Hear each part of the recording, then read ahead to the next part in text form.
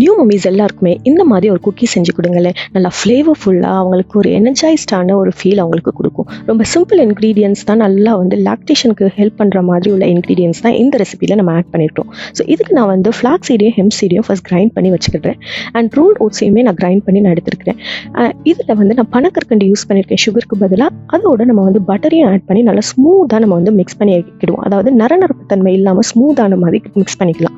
So இதோட நான் வந்து ரோல்ட் ஓட்ஸ், ராகி மாவு, சப்பாத்தி மாவு, அந்த flax seed, hemp seed powder, பட்டைப்பொடி, baking powder and vanilla essence இதெல்லாம் ஆட் பண்ணிவிட்டு நல்லா ஒரு கம்பைன் பண்ணுற அளவுக்கு நீங்கள் கன்சிஸ்டன்சி கம்பைன் பண்ணிக்கோங்க.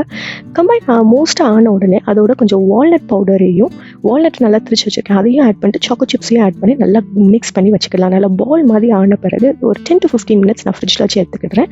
அதோட நல்லா சின்ன சின்ன பால்ஸாக போட்டுட்டு நம்ம பேக்கிங் ட்ரேயில் வச்சுக்கலாம். ஆல்ரெடி ப்ரீஹீட்டடான அவனில் ஒரு 10 to 15 மினிட்ஸ் வச்சு எடுத்தாலே உங்களுடைய குக்கீஸ் ரெடி ஆயிரும். பேட்ச் நம்ம பண்ண நம்மளுடைய குக்கிங் டைமும் ரெடியூஸ் ஆகிட்டே இருக்கும். கீழே வந்து உங்களுக்கு என்னென்ன இன்க்ரீடியன்ஸ் எவ்வளோ மெஷர்மெண்ட் பண்ணேன்னு எல்லாமே கீழே டிஸ்கிரிப்ஷனில் கொடுக்குறேன், கண்டிப்பாக செக் பண்ணி பாருங்கள்.